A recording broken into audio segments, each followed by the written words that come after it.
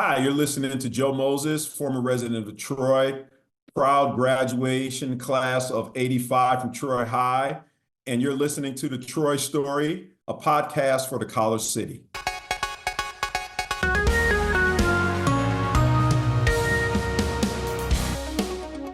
Hello, listeners, and welcome to Troy Story, a podcast for the College City, where we explore the history and people of Troy, New York, one conversation at a time.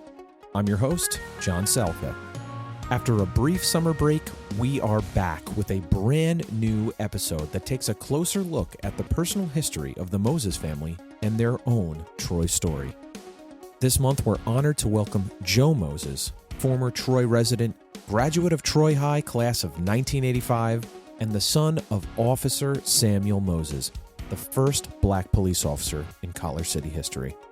Joe joined us from Texas for a long-distance conversation about his family's extended roots in Georgia, Ohio, and Kingston, his dad's service with the U.S. Navy during World War II and later with the Troy Police Department beginning in 1955, and his own experience growing up in Troy, including his time attending Doyle Middle School and later Troy High. Portions of our interview with Joe feature his recollections of conversations with his dad, including about his time with the Troy Police Department. Joe also explains his desire to understand his own family's multi-generational history, the emotional weight that many Black American families experience when attempting to trace their own lineage and history, and his own personal journey that began in the Taylor Apartments to eventually running the Parks and Recreation Department for a Texas city of 250,000 people. Before we jump into the interview, just some quick housekeeping items. We're trying something differently for this installment of the show. Instead of releasing our conversation with Joe in two parts, we're sharing as a single extended episode. Let us know if you like this format or prefer the shorter multi-episode releases like we've done with earlier guests. Drop us an email, mail@troystorypod, that's MAIL @troystorypod.com with your feedback. I definitely appreciate your thoughts. If you haven't already, don't forget to subscribe on wherever you get your podcasts so you never miss an episode. If you're listening right now on Apple Podcasts or Spotify, please take 2 minutes, leave a review, and a 5-star rating. This is the best way to help recommend our show to new listeners. An archive of previous episodes is available on troystorypod.com. It's also where you can sign up for email updates. No spam, only the good stuff. We promise. All right, that's enough for me. Let's jump right into our conversation with Joe Moses.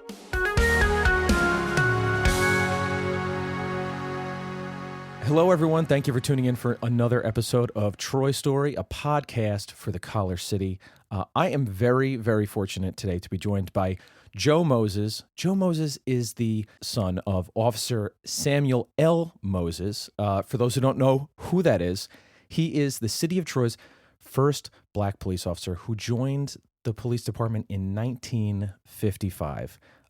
Many of you may have seen at the beginning of 2024, I think it was in February, the police department recognized Officer Moses' contributions to the force and his place in the city's history.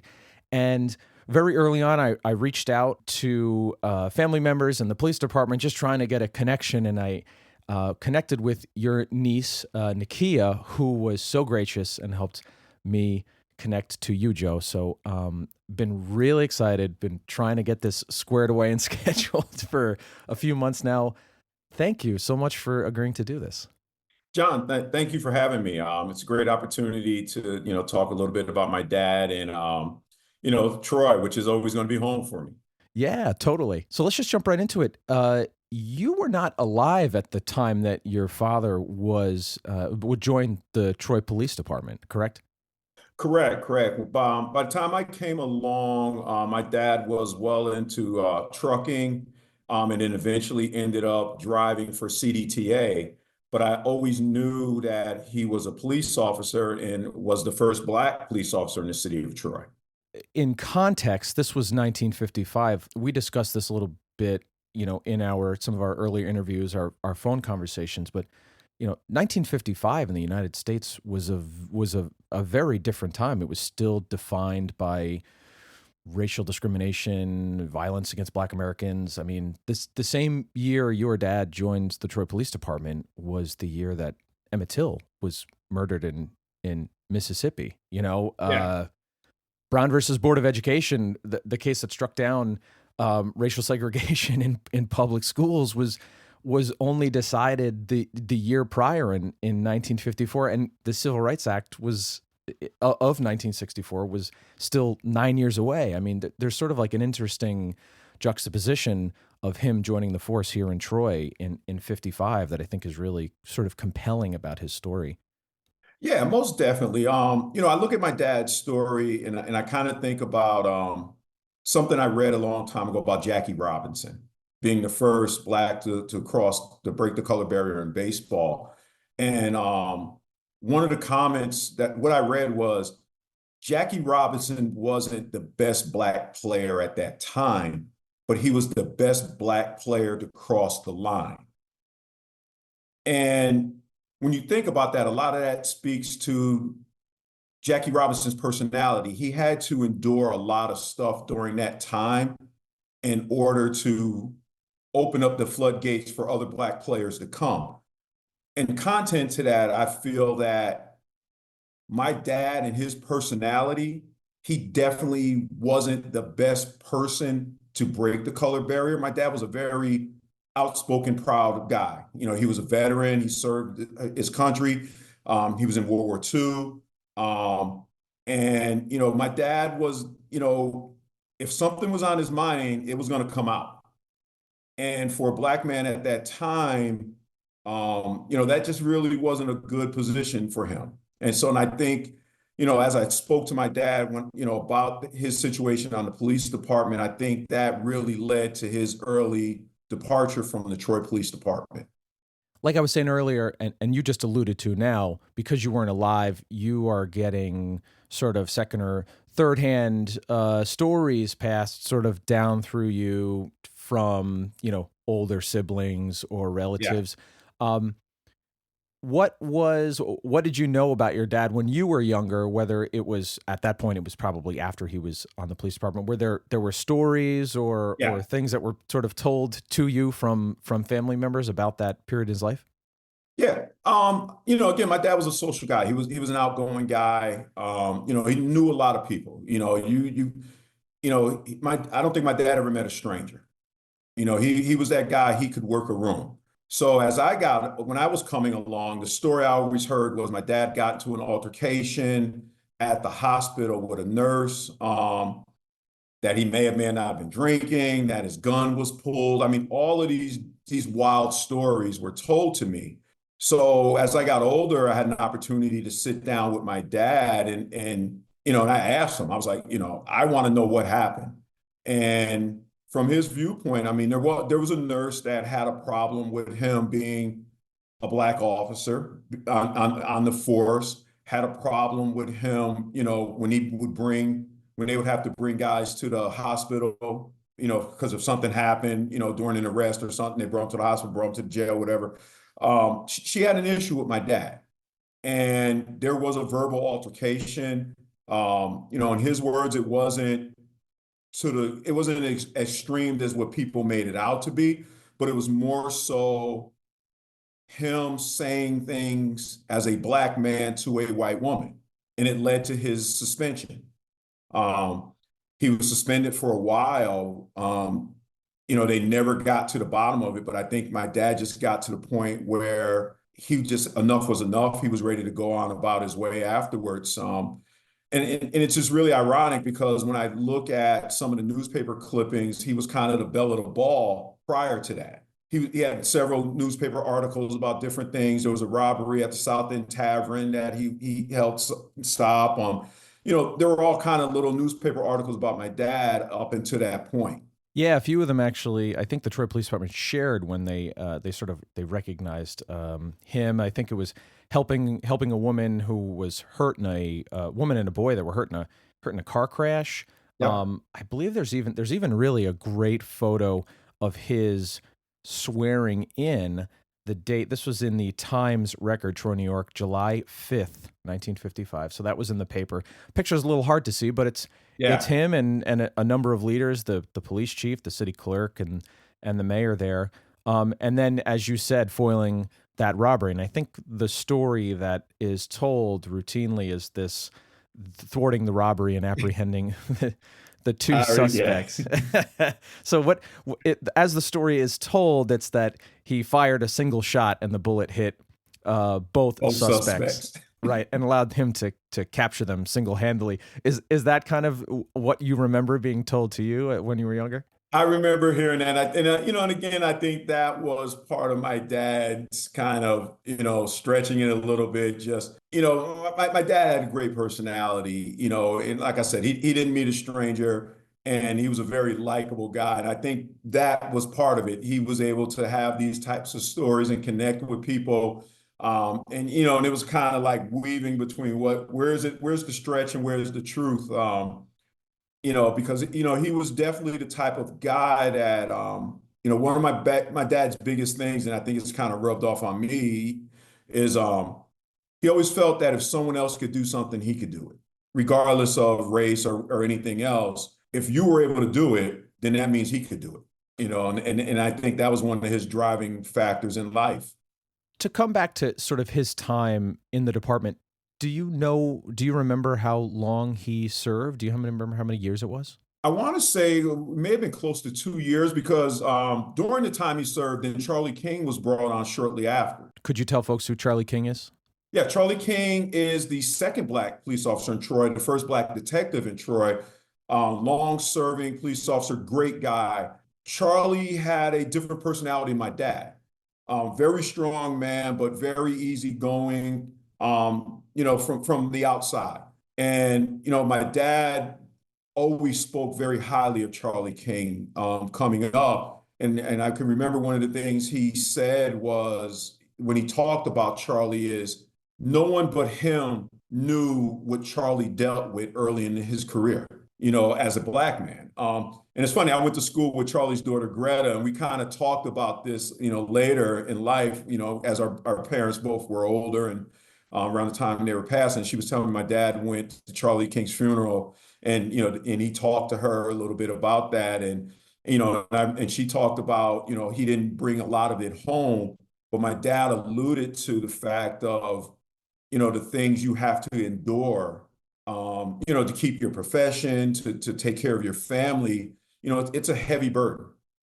It's a heavy burden as a police officer. It's an extra heavy burden as a black police officer in the 1950s. First time listener to the show? It's okay. We won't tell. Don't forget to check out past episodes of Troy Story, a podcast for the Collar City, on Apple Podcasts, Spotify, Amazon Music, and everywhere podcasts are available. You can also explore our full archive at troystorypod.com. So we talk about, or you mentioned, his decision to leave the department, and the scenario you describe, or that your dad recounted to you, is obviously a reflection of the era. Yeah. I always find it interesting when we talk about this because one of the things that a lot of people do is we try to judge these stories by today's standards. And you can't because it was a totally different era. And I laugh because I hear people who talk about their parents back in the 50s and so, my parents weren't racist. What? Majority of America was racist back then. That was kind of that's just how it was. They may not have been card-carrying Klan members, but they definitely weren't inviting black people over for dinner on the regular basis. And that doesn't make them bad people. That's just a sign of what the times were back then. And I think it's important that we remember it and we remember it factually so that you don't repeat those mistakes. When you try to soften up the story, you have a tendency to carry those mistakes forward because you soften it up. Well, maybe it wasn't that bad, so maybe I'll keep these same views. Well, no, it was bad. It was difficult. Are there any positive or warmer memories that were shared with you from your dad when you had a chance to speak with him? I don't know how many years ago that was now, about his time on the force. Yeah, um this was back when me and my dad first started really having these deep conversations about things. It was right around 2002. My dad came down for my wedding, and we really sat down. We had some heart-to-heart conversations about a lot of things, things I heard about, things I didn't, family rumors, and again, I'm big on getting it from the horse's mouth. One of the things is the origin of my name. I knew my dad back in the day. The Buchero family, which is a family in Troy, had a trucking company, and my dad worked for the Buchero family. My brothers used to wash cars and down there down at their trucking company, and um, and I can remember as a kid, Joe Buchero, Angel Buchero, they would come down and visit with my brothers and them and bring things to my family, bring food and different other things. And so when I was in high school with Scott Buchero, who was a couple years older than me. And he stopped me one day in the hallway and he goes, "Are you Joe Moses?" And I'm like, "Sure." I'm like, "Who are you?" And he goes, "Scott, Scott Buchero." They called him Booch at the time. And he goes, "You're named after my grandfather." And so I went home and, and I remember I asked my mom, I asked my dad, like, where did it come from? And then sure enough, I was named after him because, how good he was to my family at that time. And then my brothers had great stories about him, about washing his car. And again, this is a time when relationships between blacks and whites were definitely strained. But, just as you had some bad ones, you also had good ones. But my brothers told me, he would let them drive his cars around because they'd wash his cars and do things around the shop. And my mom spoke fondly of him and his sons and the family to the point to where I was named after him. So that just kind of shows how things kind of balance out. And that's a beautiful story to sort of share. There's a very hyper local piece of Troy history that sort of has a ripple effect, even if it's just your family and the Buchero family. Here's that connection here, and who knows who may be listening right now that's hearing that story too. You know, kids, grandkids, great grandkids. I think that's really cool, and that's really kind of beautiful to be able to share those stories beyond sort of each family's personal histories that are passed down verbally. Yeah, that's one of the things about Troy for me. And I know we're talking about my dad. We'll pivot back to that, but one of the things about Troy that I remember the most was when I grew up in Troy, you had generations of family members.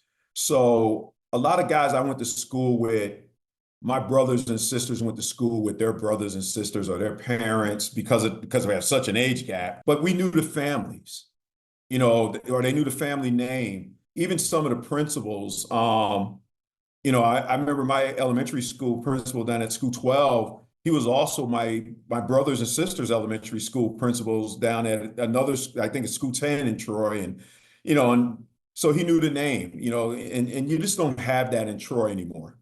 Yeah, I certainly think a lot of folks have perhaps migrated upstate, but I'm not originally from Troy. My family's from the Lower Hudson Valley. I moved up here. My wife and I bought a home here, and we have kids, and we're raising our family here.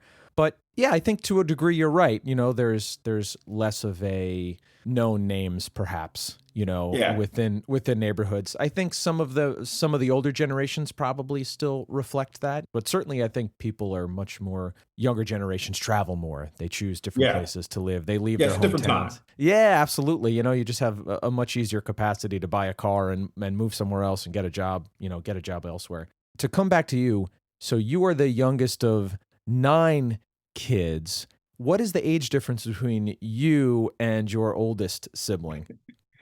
I laugh. There's 19 years different. I am 57. I just turned 57 this year. My oldest brother currently is 75. So I kind of poke at him because we're bookend. And he'll be 76 this year in December.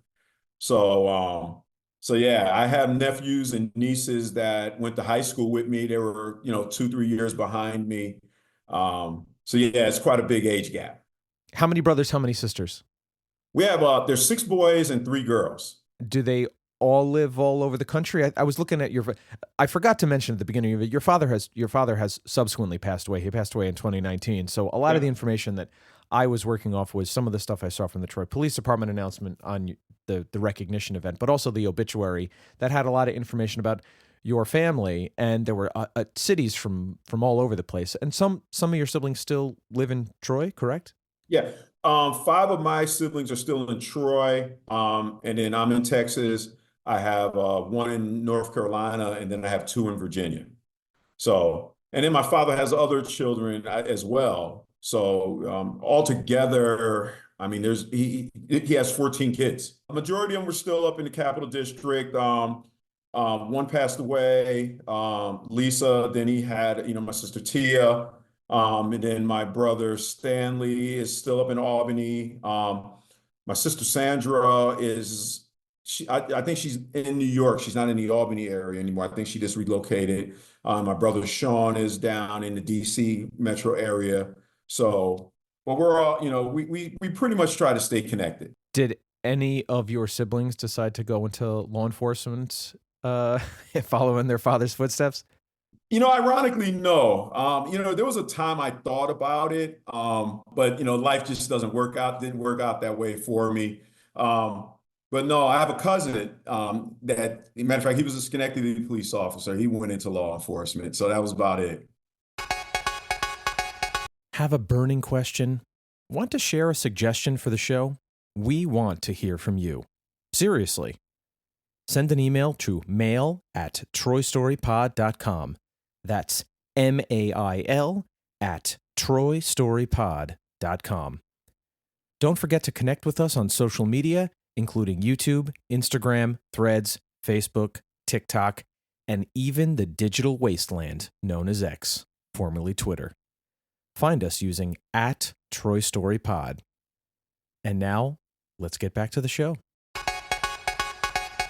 We talked a little bit about this earlier, and it's sort of littered throughout your father's obituary about his love of driving, and you already spoke about it a bit too. And I wanted to take a step back because obviously your dad's life is not exclusively defined by the time he was a Troy police officer. He passed away at 93 years old. Yeah, it was 92. He returned 93 in November. Right after the New Year's, right after his birthday, I think my dad passed a couple months after his birthday, early into that year, but later that year he returned 93. So he was born, again, according to your father's obituary, he was born in November of 1925 in Warrenton, Georgia, which is a small town west of Augusta, Georgia, which is almost right on the state line with South Carolina. Correct. To Charlie Moses and Sally Ivy. Correct. And he was an only child. And I had to laugh when I read that because here you are, the youngest of 9, and you've got these other half siblings as well. And he's an only child. Do you find any irony or humor in that? Yeah, I do. I like, and again, that was one of the things I asked my dad about. I was like, why did you have so many kids? And he spoke about his upbringing. My grandmother had some hearing issues. She was deaf. My grandfather ended up with my dad, and he did what was which was pretty common back then. He left my dad down south to be raised by his sister. So my dad was raised by his aunt and her kids. And my grandfather was up north. He was up in the Kingston area. So when my dad was down south, he was there with his cousins and stuff, but he was an only child. And I can imagine, you kind of had some run-ins. I mean, you're family, but you're not a sibling. You're an extra mouth to feed. Back then they were sharecropping, and you were working the fields and and all of that stuff and going to school. So that was kind of how my dad grew up until he joined the service, which gave him an opportunity to leave the South. Right, I was going to get to that. He graduated Georgia Public Schools, and he enlisted in the Navy at what appears to be 18 years old. And this was, I think, 18 months after Pearl Harbor had occurred. Right. And I don't know what the vessel he sailed on, but he was in the Navy for a number of years, I think, until early 1946. Did you get a chance to talk to him about his time in the service, serving in the Navy at all? We did talk about it. And actually my dad, he went back and he got his high school. He finished high school after he was in the Navy. So he left early. I think my dad left like his junior year and he went in. Because I think he went in 43 is when he was saying, because when we talked, he talked about Pearl Harbor twice. And he said he had an opportunity to go before the bombing, and it was the most beautiful place he had ever seen. And after the attack, he of course he went back. They went back, and how it just impacted him. I think in his mind, one of the things, he made a reference to they destroyed paradise. Coming from the South, seeing Hawaii, you can imagine just how beautiful Hawaii was as a young, he's 17, 18 years old. He had seen nothing but fields, and he's in the Navy. And then to see all that destruction, it resonated with him. It definitely, I think it strengthened his commitment to fight for this country after seeing that. And the service was still at that time still segregated in many units. Was that something that did he open up about that? I know this is kind of sensitive stuff, and Yeah. I apologize. I don't No, mean no, to. I'm fine. He didn't talk much about it, his time in the military. One of the things, though, he did make reference to, my dad was good at, given the situation he left and given to where he was, it was a better deal. I think he saw the service as a way, as an opportunity out, as opposed to, spending his life in the South in the fields. According to his obituary, it said he was honorably discharged in January 46, which is, I think, only a couple months after World War II formally ended. I think it was September 45. And after that, he moved to Ohio to be close to his mom. Right. His mom was in Ohio, and he was in Ohio there for a while. And then he made a trip to the Kingston Catskill area, which is where he met my mom. And it's ironic because Catskill's a small village, not about 45 minutes from Albany, Troy. And back then you had the population of Black people in Catskill were largely from the Warrenton area. So when you look down there, those families that have been in Catskill for a while, they originate from from Warrenton area, Warrenton, Georgia. The Myricks, the Ivorys, a lot of those, they're all from Warrenton, Georgia. And you had some labor work in Catskill, but you also had a lot of resorts. And a lot of Black people did all the housekeeping and all of that. So they worked in the resorts up in the Catskills. I can remember, my brothers talked a lot about when my mom and dad got married and they moved to Troy, but they would go back to Catskill. My grandmother lived in a place called the Johnson Inn. And it was basically a place, and there were several Black families that lived in like this one room, but they worked there. And and that was before they were in there. She was able to move into the housing projects down in Catskill, the Hoponos. And this all happened within a very short period of time, it seems like, just based on being discharged from the Navy, moving to Ohio, moving to Kingston, and then moving to Troy. It was all within like and meeting your mom and 4 or 5 year period, right? Yeah. He met my mom down there, and they were there, and at that point, my Uncle Bill, my mom's brother, was in Troy, and I mean, so I know he always wanted my mom, and him and my dad were good friends, so I know he played a pivotal role in trying to get them to move to Troy, and I think eventually what happened was my mom's sister passed away from cancer, and that was the deciding factor for her to leave Catskill and to relocate to Troy. Yeah, that was my next question about what was the precipitating factor to move. But it seems like with much of your father's life, it seems like family tends to be this link that kind of was moving him around different places in the country. Yeah, my mom, I think after, my Aunt Ruby passed away, she wanted to get out of Catskill. So that's when she moved up to Troy. And it's funny because around the time I think my sister Ruby was the last one born in Catskill. And she was named after my Aunt Ruby, who passed away. And then the rest of us were born in Troy. I think for me, I was always curious about a lot of things when it pertained to my family. I wanted to know. So I asked a lot of questions. I asked my dad a lot of questions in detail. My mom, I was very close to my Uncle Bill before he passed. And I talked to him about a lot of things. My Uncle Frank before he passed. So really got to talk to them and really get some insight about some of the things they went through and experienced. And it's just really amazing. I mean, it's almost like I sit back and I think about some of the stories they tell me, and I'm like, man, this is like a movie, but this was their life. Does your family often family members now, whether it's younger generations or those family members closer to your age, whether they're cousins or nieces or grandkids or grandkids, do they often talk about the broader family's past, or is it similar to your situation here where it was like, let's sit down, let's have this conversation. I want to know more about your life and where you came from, rather than just uh, sort of the summation of some person's life in obituary after they pass, because after that, those memories God. and those stories are gone forever. You really only get a limited window to be able to capture those things. I have a cousin that's real. We talk a lot. We used to talk a lot about it. I have a nephew that's trying to dive into it a little bit more. But I think it's unfortunate. But I also think it's a common thing is that people kind of take it for granted. And they really don't really dive into the history as much as they should. For me, I think it helps give you perspective on things and builds a level of appreciation for where you are. Things aren't great today. Things aren't great in this world, but they're better than what they used to be in reference to what my parents went through. And so you have to kind of keep that in perspective as you're dealing with modern day situations. And I think a lot of Black Americans also have a more loaded approach to their personal family history because after a certain number of generations back, it obviously, it's a very heavy, and often unknowable. It's not documented.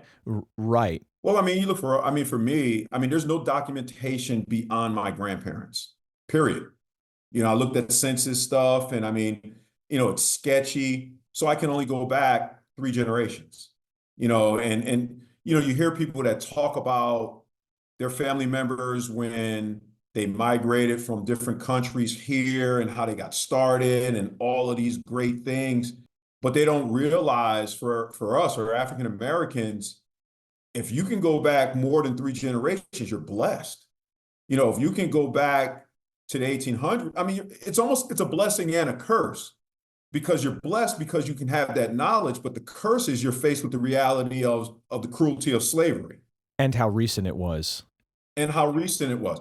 Well, and that's why I laugh when I hear people say, can't we just forget slavery? I'm like, and not to compare the two or poke fun at it, but I never hear someone tell a Jewish person, can't you just forget the Holocaust? Those cuts are just as fresh, just as painful today because the trauma from those events a lot of times are passed on generationally.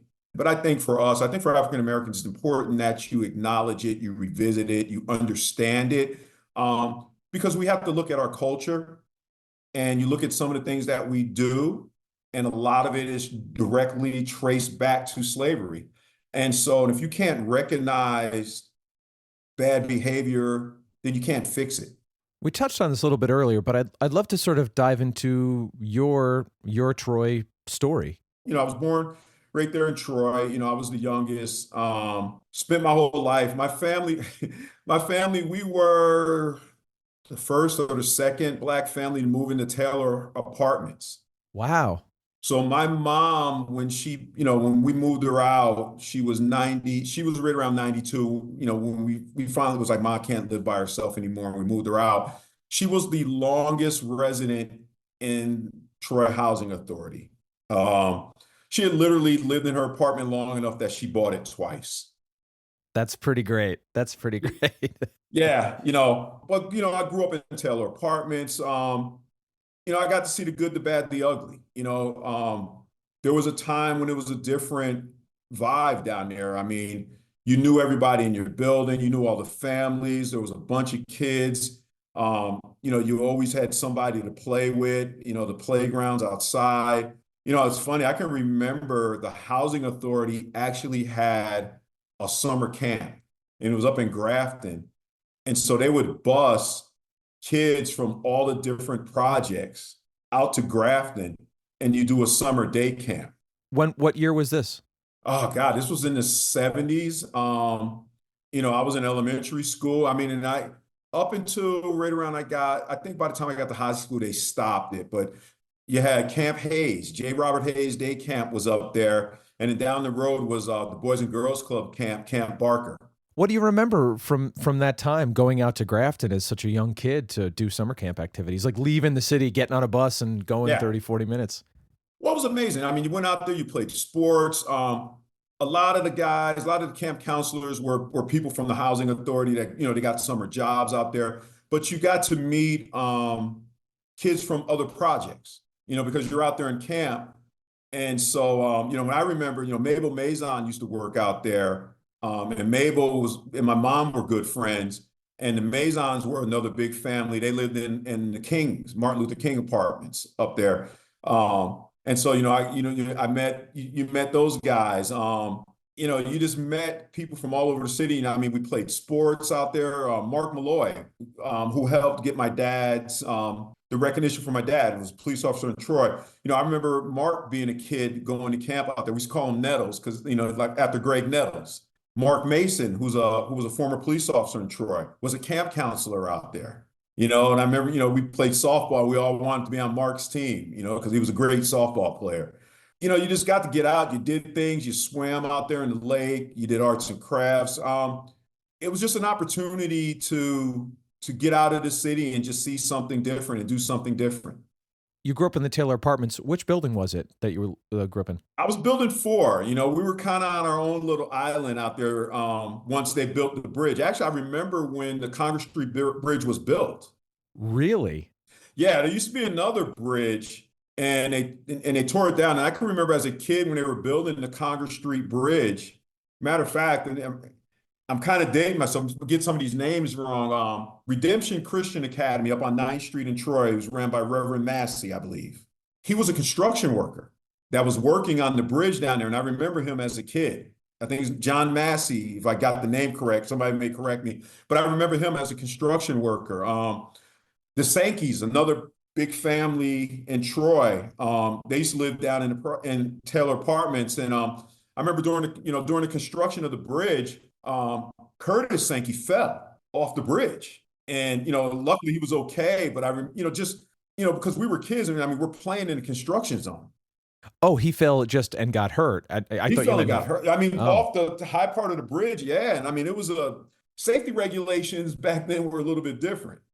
how long did it take to build it? Do you remember around that time what that was like? Was it like a huge displacement? Well, River Street used to run directly in front of Building 3 and continued all the way down in front of Building 4. So you lost that connection when that bridge was built.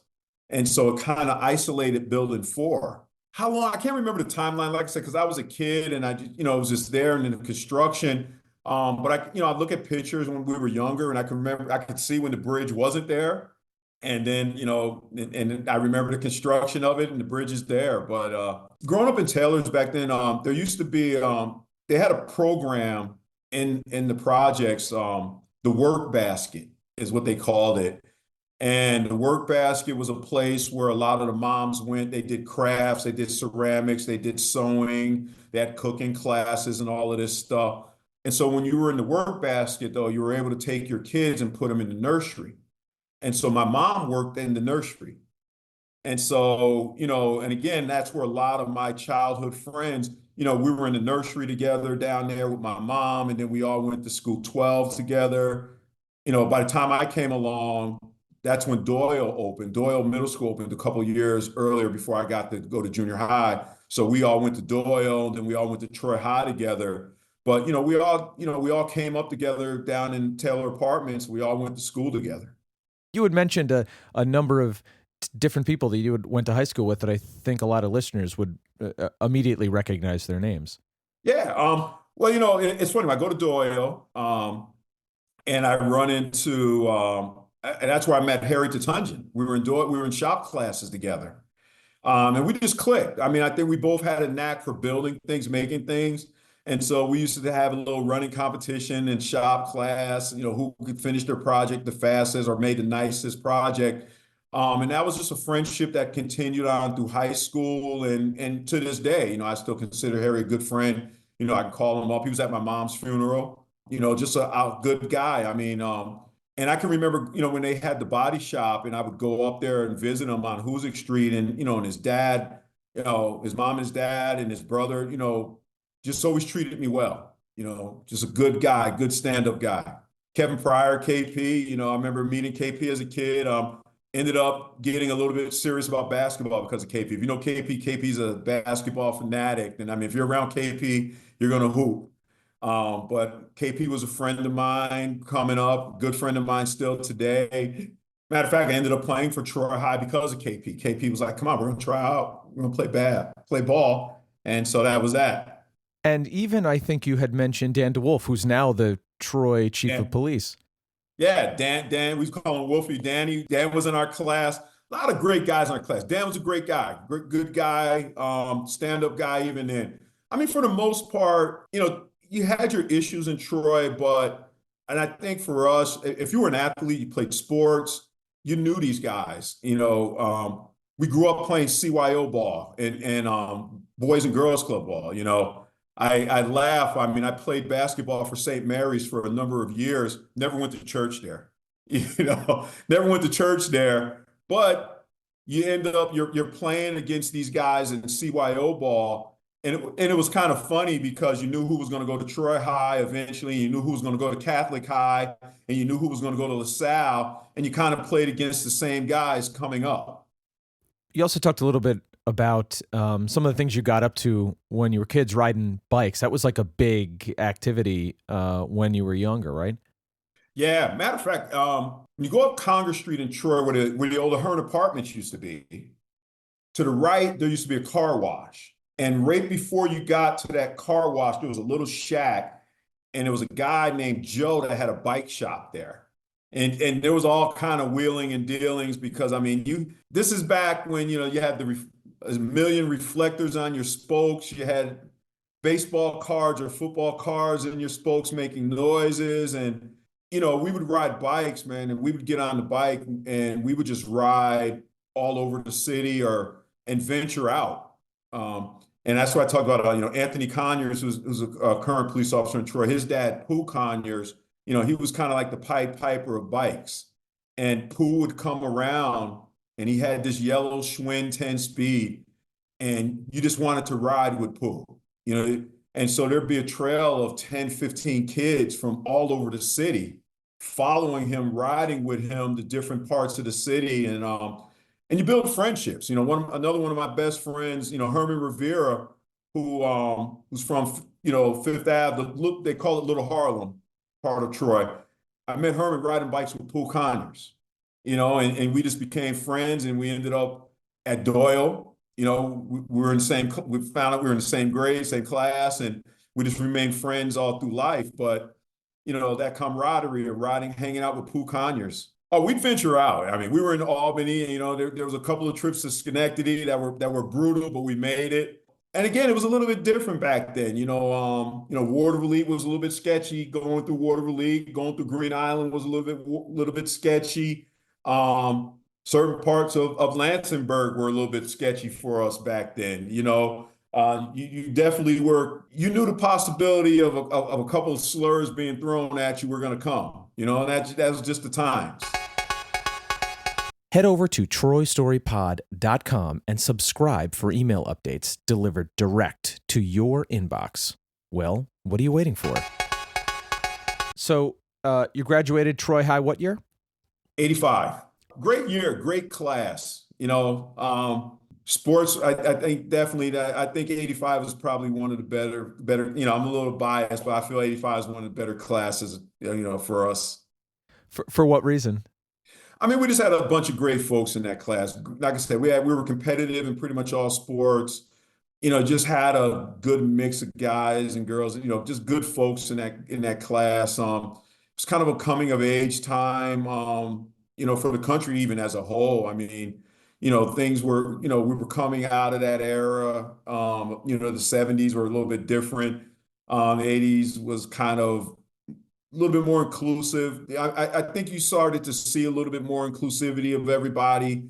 It was good. It was a good time. I definitely, 85 was a good time. Was there something that was happening that you remember in 85 that kind of defines that time of graduation? Because graduation from high school, for many people, it's sort of imprinted on you. You remember kind of what was happening at the moment because you're sort of becoming an adult. You're leaving high school, and now your life is quote unquote supposed to start. I don't know what that was happening for you. 85 was weird for me though. I'd hurt my knee a couple years earlier playing basketball in Troy. So I was definitely, trying to get back on track with that after I was graduating, trying to figure out what the next step was going to be. Then that summer of 85, life just kind of hit me hard. I had two tragic events happen, a month apart that really impacted me. And it just really made me grow up and just kind of look at life completely different. Took a while to shake off. I feel like going into the summer of 85, again, you're out of high school, you're having fun and you're doing all this stuff. This is a great time. I ended up going to Hudson Valley, and you're 18, all the possibilities of life. August of 85, a good friend of our family's, like a brother to us, was killed up in Prospect Park. And then in September of 85, my best friend who lived in building 3, Brian Watts, died of a brain aneurysm. You went from being a kid who thought you were immortal to you really, you were slapped in the face with the reality of your mortality, and that at any moment, anything could happen. And I think you probably came to that at a younger age than probably a lot of folks did. I mean, that tends to come to people sort of in their 20s at some point, depending on, Yeah. your different situations and circumstances. But certainly that must have been sort of a world shift in your perspective. Yeah, it definitely is. I mean, it put a sense of urgency on life. It leads to, that sense of urgency sometimes leads to bad decisions. You don't have the patience of doing the work and letting things come to you because you always have this fear that tomorrow may not come. Did that send you in a specific direction? Did you feel compelled to pursue a certain direction in your life? It seems like you're alluding to something a little bit heavier again. Yeah, it did. I mean, I made some bad choices. I mean, and even with school, even back then, the 4 years to complete college just seemed so long at that point at 18. You're a kid, you're in the projects. At that point, growing up, you don't realize you're poor because everybody in your surroundings is poor. When you're 18, you're poor. You live in the projects, you're poor. Things are a little bit different. You're going back to projects, kids are going back to houses. You got a bus pass, they got family cars. I mean, things are a little bit different. You got your mom, they got parents. So, you're trying to, what can I do to improve my situation? How do, and of course, the long-term play is education. I am an advocate of it, but those 4 years to get through college just seemed so long and just easily distracted by the fear of death. I was in, school wasn't hard because of the work. It was just hard because of, I didn't have the patience. I think for me, it was a little bit more intense though, just with those two events, especially with Brian, when Brian Watts passed away, that was, you talk to him on Friday, Saturday's in the hospital. Wednesday, you see him, he's in a coma and then he's dead. And he's a good kid. He was a star athlete. You question a lot of things, and the fairness of life. And I mean, it just really has an impact on you at that age. And it just, back then there is no counseling. There is no there is no therapy. There is no talk to anybody. You sucked it up and you dealt with it. And sometimes you deal with it good, sometimes you deal with it bad, because you still have the reality of dealing with your life, and you just got to do what you got to do. Like what you're hearing? Share the love and leave a review. According to the internet, we're told reviews are the most effective way to help suggest our podcast to other listeners. Oh, and please share this episode with your friends, family, or that special person in your life. They'll thank you for it, and we will be forever in your debt. Troy Story, a podcast for the Collar City. Catch new episodes each month on Apple Podcasts, Spotify, YouTube, Amazon Music, and everywhere pods are cast. Today, here we are in 2024, your title is Director of Recreation for, Director of Parks and Recreation for Irving, Texas, correct? That's your title? Yes, sir. How do you go from upstate New York, and here you are, however many years later, you're heading up the Parks and Recreation division for, a decently sized suburb of Dallas, Texas?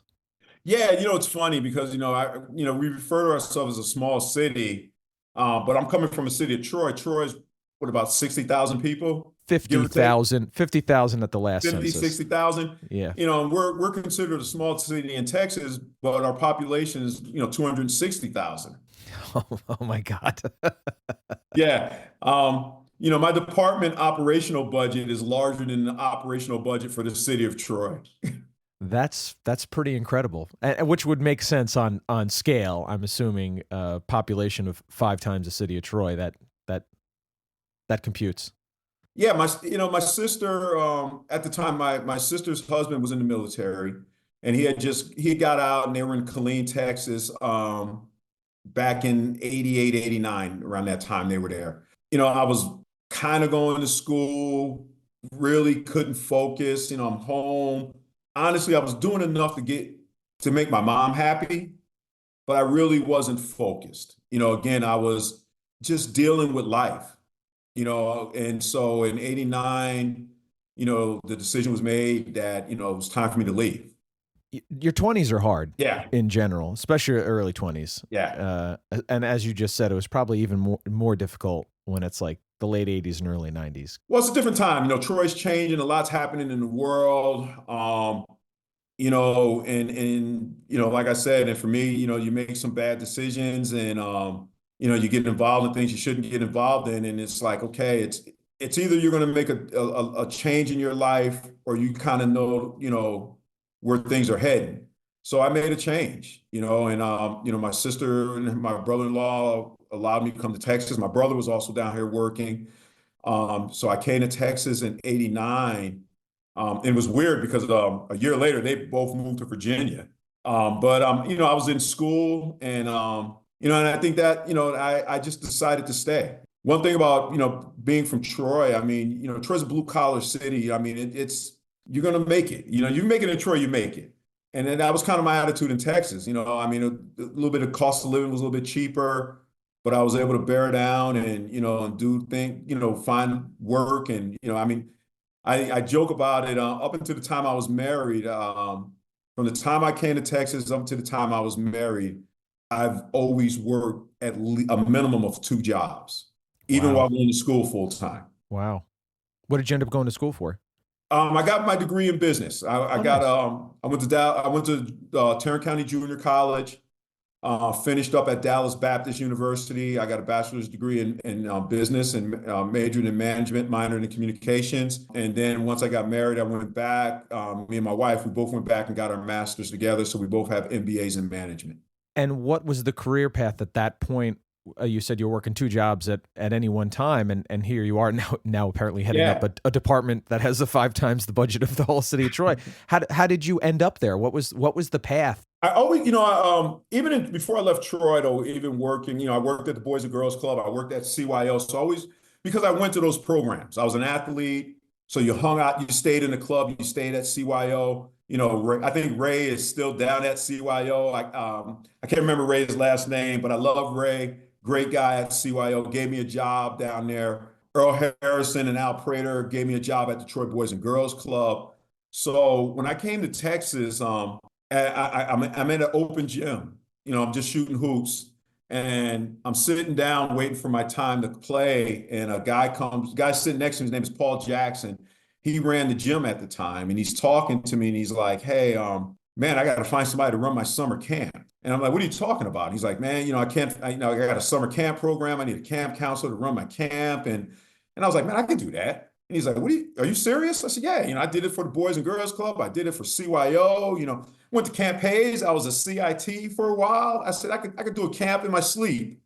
I mean, again, that I think that I hear my dad in there. If someone else can do it, so can I. He hired me that summer, and so I ended up working that summer, and that translated to getting a permanent part-time position. And so I worked there for a while, and I was working, trying to take classes here and there. Then I got a little frustrated, came home, and it just worked out. They called me. A friend of mine had got a job as a supervisor. He called me, goes, "Hey, I got a full-time position. I think you'll be great for it once you come back to Texas."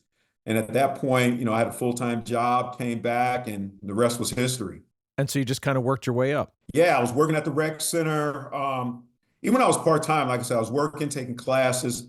There was a time I was working, I think about it and it's crazy, but I worked at Target as a stocker. So I would go to Target, we had to be there like 4 or 5 in the morning. You unloaded the truck into the back of the store. Then you had to get your stock out and you had to front all the shelves in your area. And you had to be done before for 9 a.m. because then the staff was starting to come in because the store was opening at 10. So I worked at Target. I did that. Then I would go and I would take a class or two at TCJC, the Tarrant County Junior College. And then I would go and I worked at the Arlington Boys and Girls Club, and I ran their after school program from 3:30 to 6. And then, I would work at the city Grand Prairie. I worked at Charlie Taylor Rec Center. I would work from 6 to 10 and close the rec, and I would work the weekends on Saturday. But yeah, I did a little bit of everything. I did that. I did custodial work. My brother-in-law had a cleaning company, and I had a contract cleaning office buildings. I did that. I did security at clubs.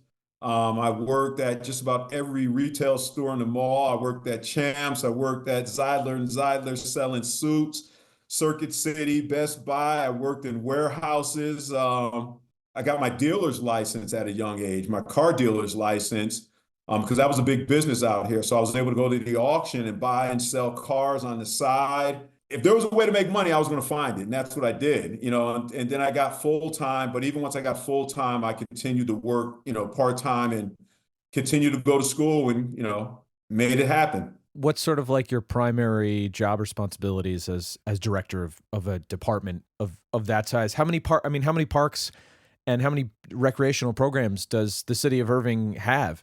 We have a lot. I have over 100 parks. I have over 1,900 acres of parkland. When you include everybody seasonal, year round, I have over 300 employees. My operating budget is north of $20 million annually. Golf course, athletic programs, special events, aquatics, park operations, recreations programs. We have a therapeutic division where we do recreational programs for special needs. I mean, I love it. It's a job that's always changing. No one day is like the next. You get to interact with people. City of 260,000 people. You're never going to make everybody happy. In this day and age with cell phones, every Monday morning greets me with new challenges via email. But I mean, again, I think for me, you put it all in perspective. It takes a lot to rattle me. It takes a lot to shake me. And I think because of, what I spoke about earlier, I keep everything in perspective. 85 summer, the summer, fall of 85, that was a bad time. Just because something doesn't go right or program fails or something, that's not a bad time. That's just, that's a bad event that passes. So, I keep it all in perspective. And I think that's one of the things that's helped me be successful. If you don't know, we have an email list where we share updates about upcoming guests, episodes, and even bonus content. It's a great way to stay connected on the latest news about the podcast. Interested in signing up?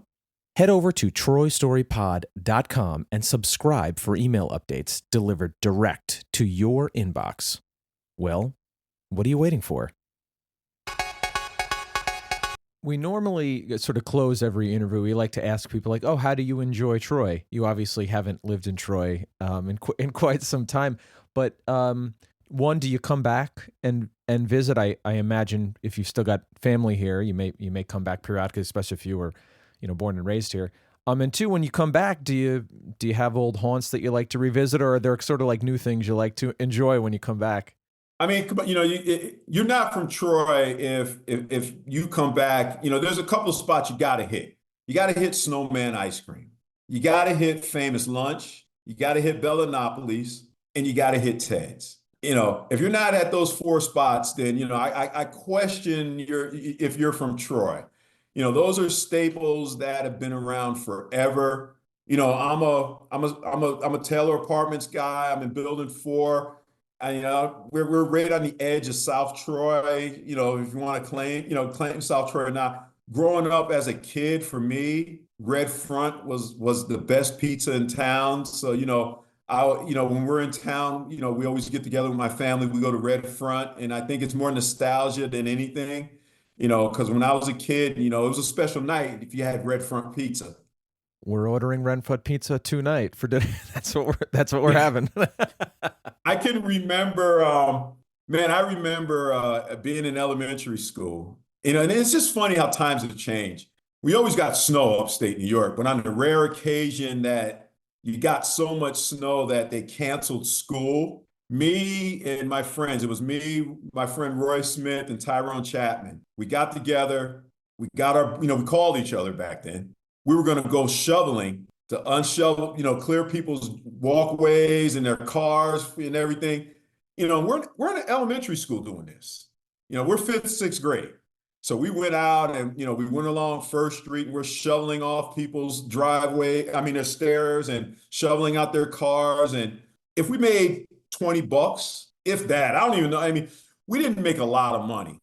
We worked I think we left about 7, 8 o'clock in the morning, and we worked all we did it until about 12 that afternoon, 12, 1 o'clock that afternoon. We're out there in the cold. We're shoveling snow. And the whole purpose of it was to make enough money to go to Red Front, buy a pizza, get a pitcher of soda, and have some change left over to play the pinball machine that used to be over there at the front.